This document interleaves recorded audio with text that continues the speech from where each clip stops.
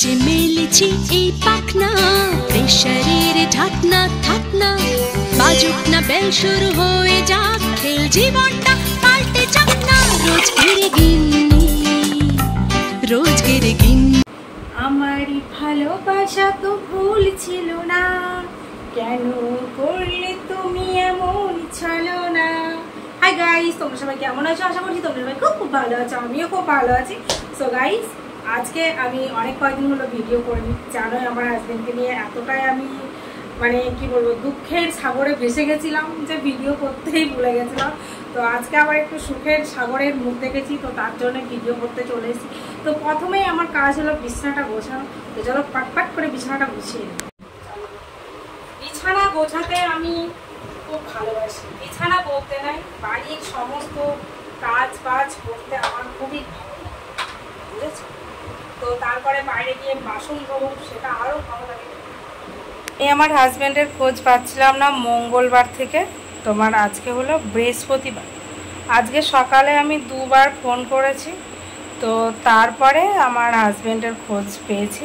আর একটাই সত্যি কষ্ট লাগছে যে আমি এত বড় একটা কথা ভিডিওতে বললাম, তো সেখান থেকে আমাদের আত্মীয় স্বজনের এখন প্রত্যেকের হাতে তো স্মার্টফোন, বলো না? আমায় কমেন্ট বক্সে জিজ্ঞাসা করলো যে বৌদি দাদা কোথায়, কি এরকম ঘটনা ঘটেছে, না আমাকে কেউ জিজ্ঞাসা করলো দিদি কি হয়েছে, আমার বাপের বাড়ির লোক না ওর বাপের বাড়ির, কেউ এতটুকু খোঁজ নিল না। সেটাই আমার হচ্ছে কষ্টের বিষয়।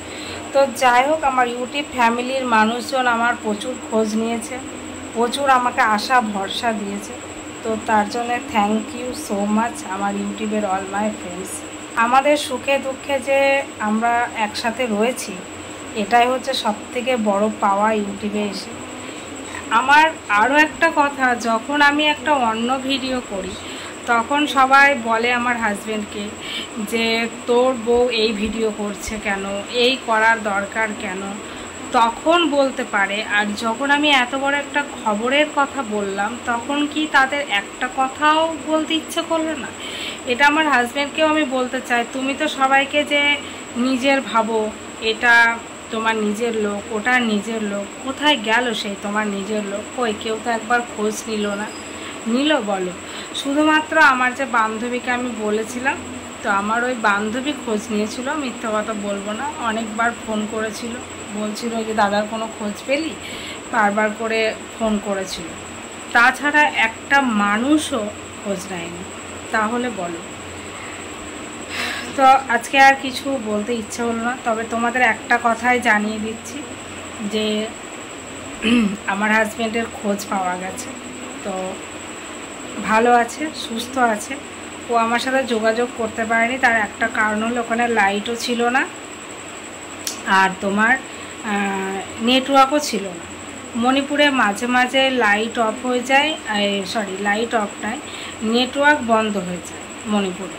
তো ওখানে একটু ঝামেলারই জায়গা, ওই জন্য আরও বেশি টেনশানে ছিলাম। কিন্তু চারিদিকেই নাকি ঝামেলা, কিন্তু আমার হাজব্যান্ড যেখানে রয়েছে সেখানে ঝামেলা হয় না খুব একটা, মানে বললো সেটাই শুনলো। তো আজ আমি আমার হাজব্যান্ডকে আমি ফোন নাম্বার মানে দিতে বললাম, তো আর আশপাশ কারোর ও তাও দেয়নি। তো তোমরা একটু বলো যে দিদিকে দু একটা ফোন নাম্বার বা যোগাযোগ করার মতো কিছু একটা যেন আমাকে দিয়ে যায়। কি বলছো? ছিল না, ছিল না, এখনই আসলো? টাওয়ার ছিল না কেন? লাইট নেই, টাওয়ার নেই, এখন লাইট আসেনি। থাকে নাম্বার এরকম হয়, ফোনে কই দেখা যাচ্ছে না। কই তুমি? কোথায়? ओ जादू लम्हो जरा ठहरू मैं भी तो उनसे मिलना। বিছনার চাদরটা কিনেছিলাম কালারটা দেখে, কিন্তু কালারটা যতটা তখন দেখেছিলাম এখন ঠিক ততটা ভালো লাগছে না, বুঝেছো? সকালে যেটা হচ্ছে সেটা হচ্ছে এই শাড়িটাকে আমাকে পাট করে গোছানো। কালকে রাতে আমি শাড়িটা বলেছিলাম, তারপর থেকে গোছানো হয়। আমি এই ধরনের শাড়ি পরি, তোমরা অনেকে বলো দিদি তুমি এই শাড়িগুলো কোথা থেকে কিনো? আমাদের শীতেশ্বরী বস্ত্র থেকে কিনি, একই দাম নিলেও শাড়িগুলো দাম খুব সুন্দর কাজ করে, তারা চাইলে অবশ্যই কিনি। তো চলো, শাড়িটা আমার ভাঁজ হয়ে গেছে, এবার এটাকে আমি আলনায় গুছিয়ে রাখবো। এই বাড়িতে আমার নিজের বলে কিছু না থাকলেও এই আলনাটা হচ্ছে আমার। তো এই আলনায় পাট পাট করে শাড়ি ভাঁজ করে রাখতে আমি খুব ভালোবাসি। আর এই আলনায় আমি কাউকে হাত দিতে দিই না, যা আছে আমার। এই যে দুটো ব্লাউজ আছে আর শাড়ি আছে, সবটাই আমার জিনিস, অন্য কারোর। তো গাইস, দেখতেই পাচ্ছ আমার বিছানা একদম গোছানো হয়ে গেছে। এবার আমি যাবো বাসন।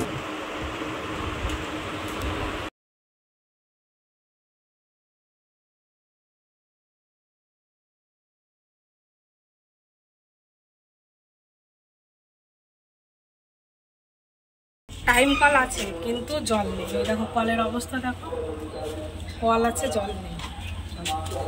তো আসল কল না থাকলেও নকল কলের ব্যবস্থা আমরা করে ফেলেছি। দেখো তোমাদের দেখানো হয়নি, এই দেখো আমাদের ট্যাঙ্কি বসিয়ে কল করে নিয়েছি। এত সুবিধা হয়েছে, এত সুবিধা। আজ দেখো বাসন ধোবো,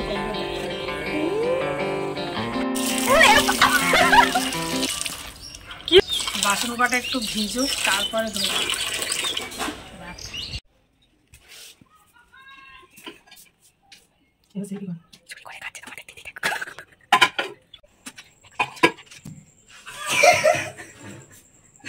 তোমরা চলে এসছো, এ বাবা, সব তো দেখে নিলে গো, কি আর করা যাবে, দেখে নিলে তো কিছু করার নেই। শোনো, একটুখানি সকালবেলা আচার কিছু মনে করো না, ঠিক আছে? কিন্তু আমি রোগা হয়ে যাবো, একদম চিন্তা করো না। দাঁড়াও, আচারটা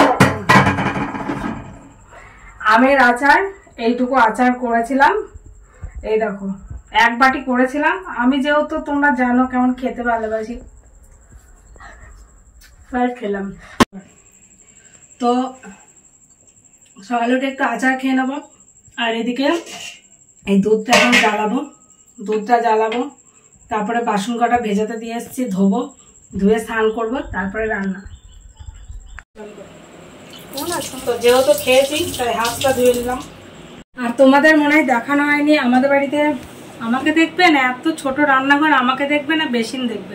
তো এই বেসিনটা বানিয়ে নিয়েছি, কিন্তু ছোট রান্নাঘর হলেও আমার কাছে খুব প্রিয়।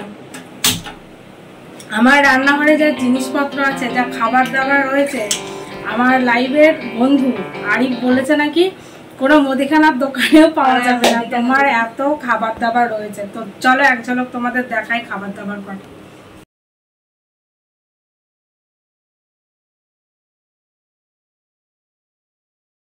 এত গরম পড়েছে কি আর বলবো, তবে স্নান করতে যাওয়ার আগে একটু মুলতানি মাটিটা দেব মুখে, কারণ এখানে একটা পিম্পল বেরিয়েছে। ওই দেখো, আমি কি পেটুক, আমার ওপর দিয়ে পেটুক হচ্ছে আমার সোনা। আর এখন এসিতে মানুষের শান্তি নেই। আগে হাত পাকাতেই আমাদের ঘুম চলে এসছে, 2-4 বার হাওয়া করেছি তো ঘুমিয়ে। আর এখন এসিতেও ব্যাপারে মনে হয় কতক্ষণে এসির মধ্যে যাবো প্রায়। যদিও আমার বাড়ি এসি, তাই আমি জানি না এসিতে ঠিক কতটা মানুষ ঠান্ডা থাকে। এই যে বলছি, কারণ আমার বাড়িতে সবসময় মনে হয় আমি গরমের বাক্সে ঘুমিয়ে আছি, এমন অবস্থা আমার ঘরে। অল টাইম গরম। এই গরমে কাউকে বাড়িতে ঘুরতে আসতে বলতেও লজ্জা লাগে। মাসির বাড়ি থেকে মাসিকে আসতে লজ্জা লাগে, কারণ মাসির বাড়ি এত ঠান্ডা, এত ওদের চারিদিকে গাছপালা, মানে এই গরমে আমার মাসির বাড়ি গেলে সত্যিই শান্তিতে থাকা। আর তাদের যদি আসতে বলি এই গরমের বাক্সের মধ্যে ঘুমাতে, তাহলে কেমন লাগবে। তো তার জন্য আমি রাগ করে বলি না যে আসো, এমনি বলি ঠিক আছে তুমি শীতকালে আসবে, কারণ শীতকালে আমাদের বাড়ি করতে ভালো, কারণ শীতকালে কোনো গরম নেই।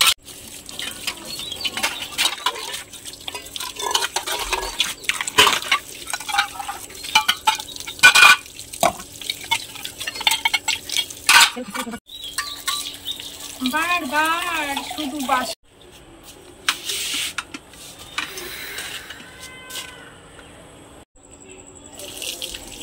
আমার হাসতে হাসতে পেট ব্যথা হয়ে গেছে।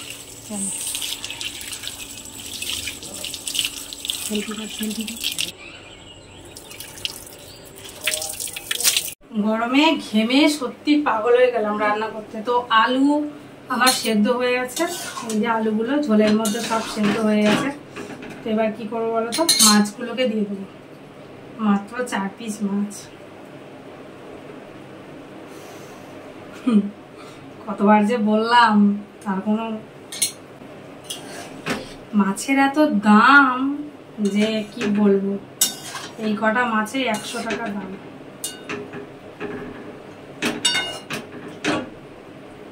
তো আলু দেওয়া হয়, এই সরি মাছগুলো দেওয়া হয়ে গেছে, এবার একটুখানি ফুটুক তাহলেই হয়ে যাবে। কিভাবে ফুটছে দেখেছো? গরমের মধ্যে এরকম হালকা পাতলা ঝোল খাবে শুধু।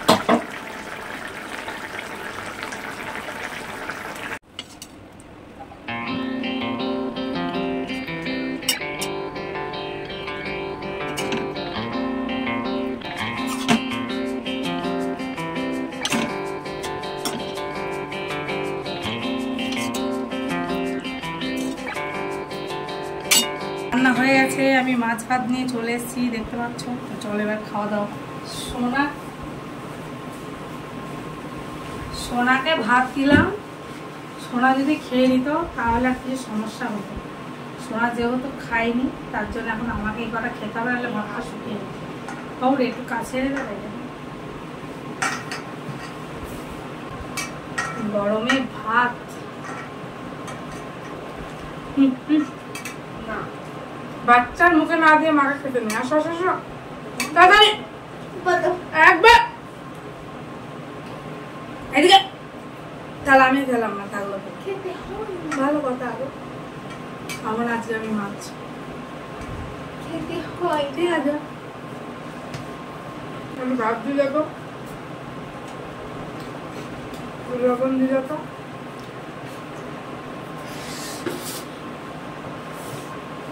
ভাত দিয়ে যেত। যাচ্ছি। পড়লো আমার ফোন, ফোন করেনি, হাওয়ায় ফোন দুলছে।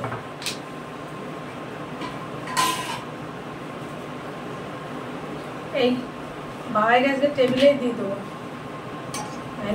নিচের থেকে টেবিল মোছা বেশি সোজা, গরমের মধ্যে কাজ করতে হচ্ছে।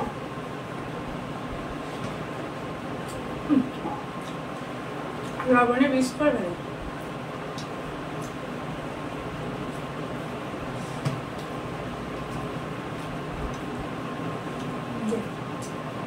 ব্যাস আল্লাহ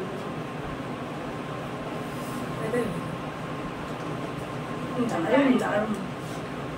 যাই বলো না কেন, রান্না করার পর এত টেস্টি হয়, যাই রান্না করি না কেন, জানো মামা।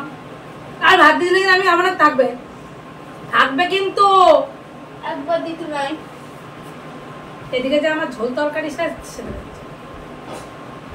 আমি যে আবার তরকারি বেশি খাই সেটা বলি।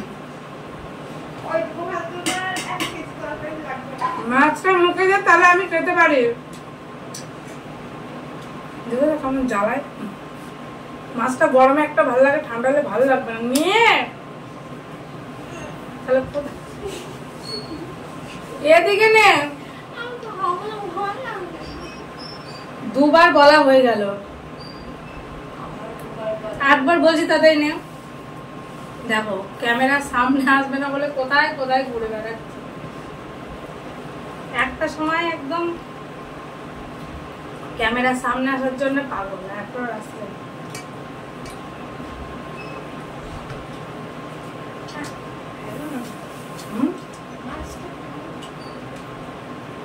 কাতলা মাছ ওর ভালো লাগবে, আমার হেভি লাগবে। ভোজে যদি এই মাছ দেওয়া হতো না ভালো হতো।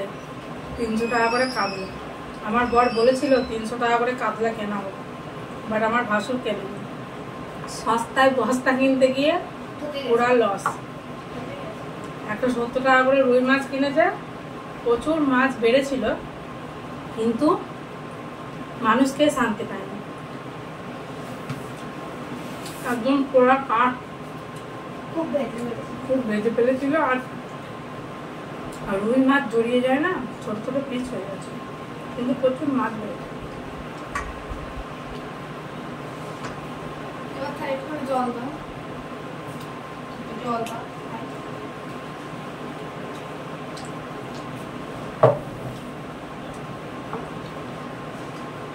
মাছটা ভুলে গেল, আর একটু নিলে হতো। বুঝতে পারিনি মাছটা এত ভালো হবে। আমার আবারটা হারিয়ে গেছে, 1 টাকাও দাম কম না। গাইস আজকের ভিডিওটা আমি এখানে এন্ড করছি। আবার তোমার সাথে দেখা হচ্ছে নতুন একটা ফ্রেশ ভিডিওর সাথে। সুস্থ থেকো, ভালো থেকো আর অল টাইম স্মাইল করো। টাটা।